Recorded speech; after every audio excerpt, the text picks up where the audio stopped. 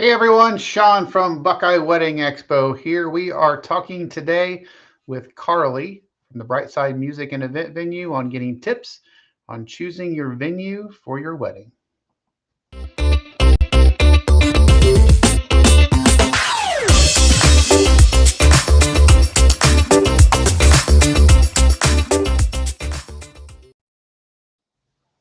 Hello, Carly. How are you today? Hi, Sean. I'm good. I'm not freezing cold, so I'm great. Well, thanks so much for joining us today. We're going to be talking about a lot of different things, but I'd like to start and let everybody know just more about the Bright Side, who you are. Tell us your story.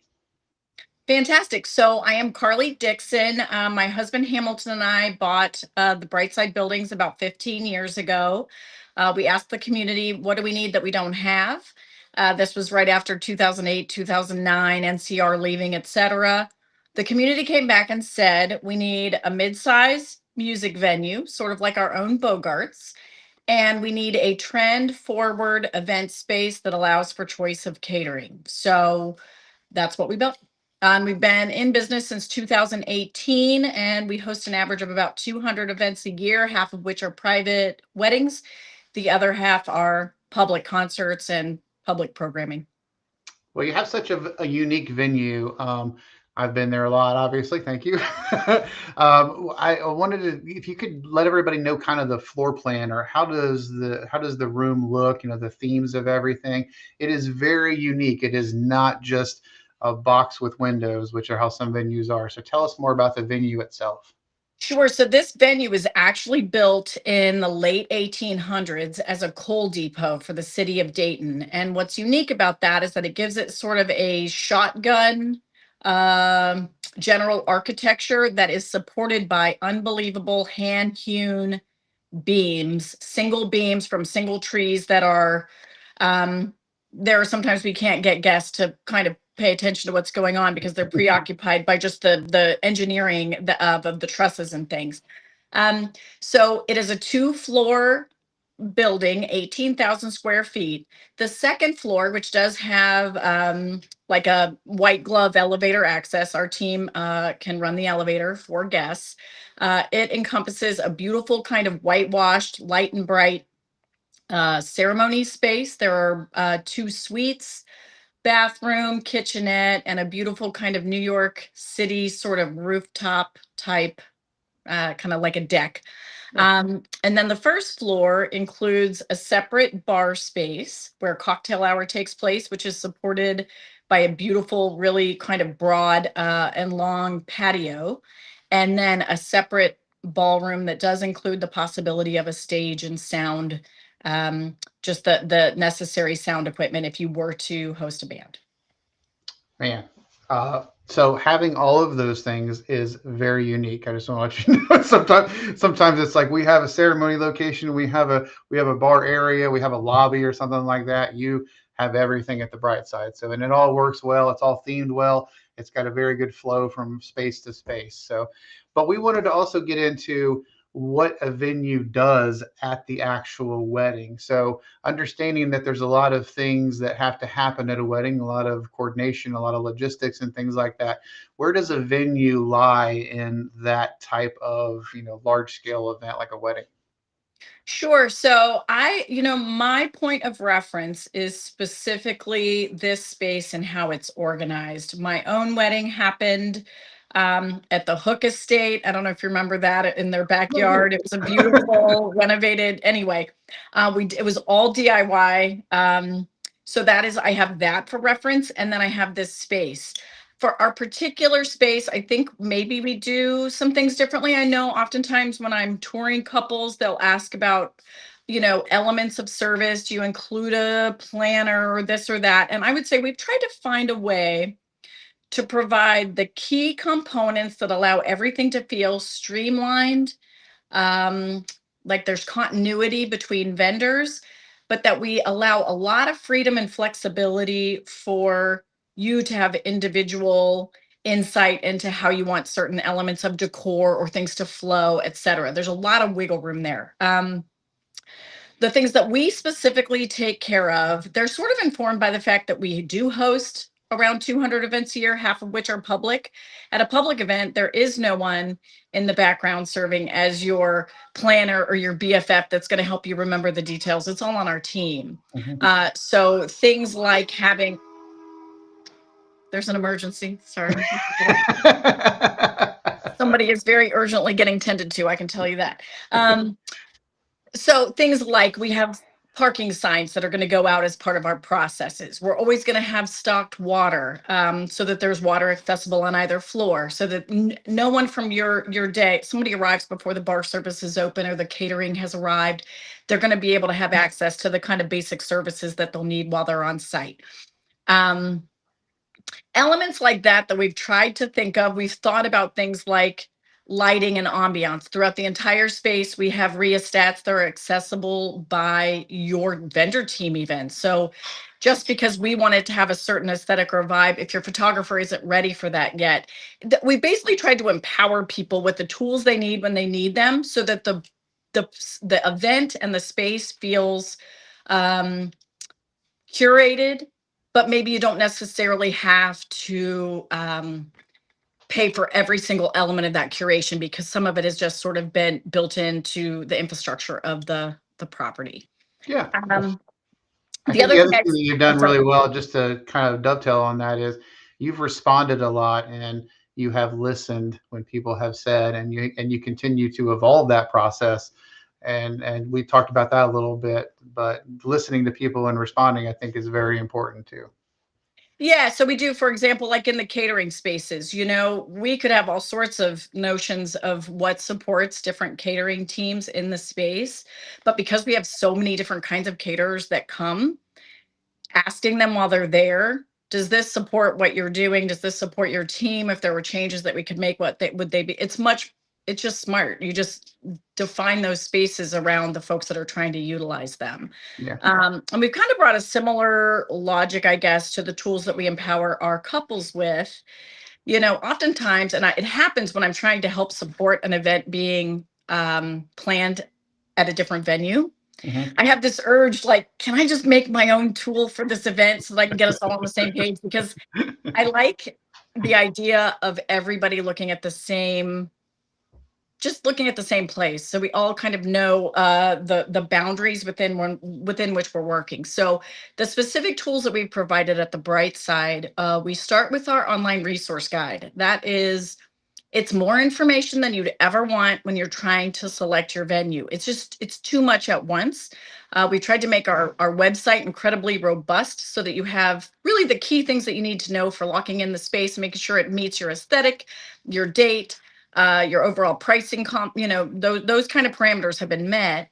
Once you've selected the venue, then we get into things, and it's all the things. You're like, maybe you can't sleep and you're like, I just really want to nail down my caterer right now at 2 a.m. I at least want to know who I'm emailing tomorrow.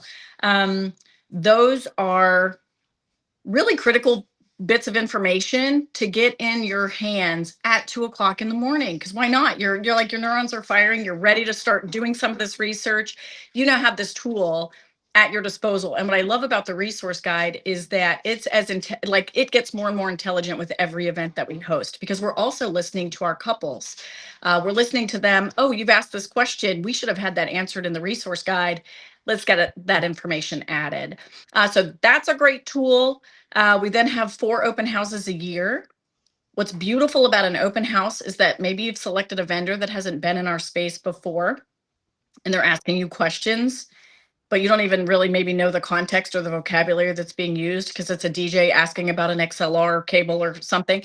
To be able to send that person directly to the open house, whether you're coming or not, to get it straight from the horse's mouth. Show me what am I working with here? Or maybe load in information.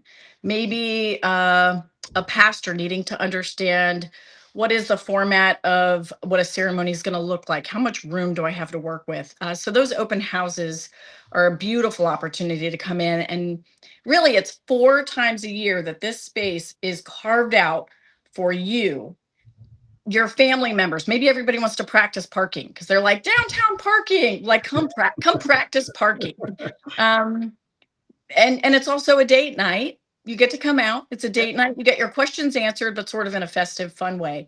And then lastly, we have our online planner. So this is a Google Drive document. It's about 200 questions. But once you work through, and our team can help you get to the answers, it's just a great way to then share with your planning team, your vendor team, folks that have questions with repetition, that instead of individual emails and feeling like, how do I get my arms around what I've said to everybody, your RSVP count, for example, super critical number for your caterer, for the number of linens you'll need, the number of tables, how many place settings now, how many centerpieces am I going to need, to know that everybody's looking at the same document, that when you drop an updated number into that cell, everybody's immediately educated about the current status of things, it's just a huge relief. Yeah, absolutely. You talked about those things that you have to plan ahead. One of the questions is, how do I plan my bar? So how does it work when it comes to alcohol at an event? Or, the bar is a very important part of many events. How does that work with the bright side? Sure. So our experience, again, from couples asking us questions about how the bar works, they reveal to us that typically bars don't necessarily run the way ours runs. In most cases, it seems like it's a scenario where you're sort of identifying a tier of alcohol and a number of guests, and then you're sort of paying per person. Um, and there's a service fee component. Um, but that's makes sense when a caterer is bringing alcohol from a location into the venue spot. Mhm. That's sort of it would make sense that you would structure it in that way. Because we're a music venue, we have the liquor license, we have the liability insurance, we have this amazing bartending team with a full-time bar manager. So it's definitely much more like going into your favorite bar or restaurant and kind of being able to do, like, it's honestly just a tab. You open a tab, uh you tell us the max limit. We don't want any Sunday morning regret, in for any reason relating to your wedding. No regrets. So if you've told us, here's the max that I want my tab to go to. Our service fee is a flat 10% of your rental rate. So you're going to know what your service fee for your bar is before you ever even book the venue. And it won't change, it won't shift, doesn't matter what your guest count is, which, again, I love this. There's not if then Yeah. consequences to the fact that weddings shift and change. But we try to make as little of a change as possible while also giving you ultimate flexibility to change your mind. Mhm. So you've already dealt with the service fee, our pricing at the bar. So it's basically a consumption bar. So you've said, for example, I will not regret anything if in the morning I see a $2,500 charge on my credit card. What that tells us, our bar pricing includes tax. You already paid a service fee. We will make sure that that tab does not go above 2,500. If you've said, I want that include tip, and unless somebody does something crazy off the rails, how about stop it at 2,000 and add the service fee? Yeah. That's instructions that our staff can follow very easily. If you don't get to the 2,000, you only charge what you actually consume. So the beauty of it is that you're not really tied to anything, but what you are tied to is no regrets. Well, That we're all tied to. you say no regrets. I know plenty of people who bought more alcohol than they needed, and they were drinking stale vodka for years afterwards because they had 5 or 6 handles left. Well, and that's the fun part too, is we have 3 or 4 things on draft. We have a range. I mean, we're probably the only wedding venue where if people want to order liquid death, I mean, you can walk around drinking some liquid death, which is water for anyone that doesn't know what it is. It's super punk rock water. Um, it's just cool. It's Yeah. just cool to be able to have, what we like to say is when you can cater to the 3% in a way that leaves you regret free on Sunday morning, I think we've nailed it. So as it relates to that, let's say you have a family member who just really wants to drink $12 bourbons all night. They still have access to that as long as you're comfortable. I mean, I know we have some families that are like, I don't want anybody buying anything. We make adjustments for that. Sure. We have some weddings that are like, I don't even know if anyone cares about drinking. Once we paid the service fee, can it just be cash or credit? Absolutely. That's no different than a concert. We can do that. Um, what about my uncle? Well, he can just buy his own. He doesn't want your free Bud Light anyway. Um, he's delighted. And now you're delighted because you wake up Sunday morning and you didn't have to buy what ends up being 25 people that wanted to drink bourbon all night. Right. So it's a nice way, I guess, that we found to span all those gaps. Nice. Well, Carli, I could sit and talk to you all day, but we have to wrap it up. So I would like you to place a little bow on it, and I'm going to give the camera over to you and share some tips to our couples.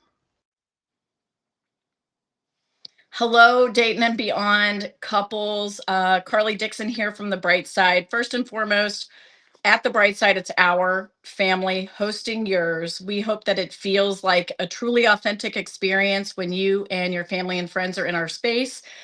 We've made really specific efforts to make sure that this space feels authentic to you and unique, that maybe yours is the only wedding that has happened exactly that way in our space. As you're planning your wedding, I hope that you keep in mind, number one, this is so fun. You don't do this over and over again in life, in most cases. This is your wedding. Have a blast with the whole process. Enjoy the planning, enjoy the tasting, enjoy the selections, all of it. Number two, make sure you select a spot that carves out some space for you to be the unique people that you are, bringing your families together. And number three, absolutely make sure that you're getting informed about any and everything that each of these vendors brings to the table. Sometimes these things feel like they'd be super easy to execute because no one's ever talked to you about bussing tables or where people are going to park, because it's not very exciting stuff to put on a checklist for a wedding. But at the end of the day, those little details matter as much as everything else. Well, thank you so much. Thank you to your amazing staff, by the way. Everything that you said throughout this entire interview, I was just thinking, and the staff takes care of that. The staff is always there to help. Everyone there is just amazing. So thank you so much for sharing everything with us today, Carli. I appreciate it. Thank you. I really appreciate it, Sean.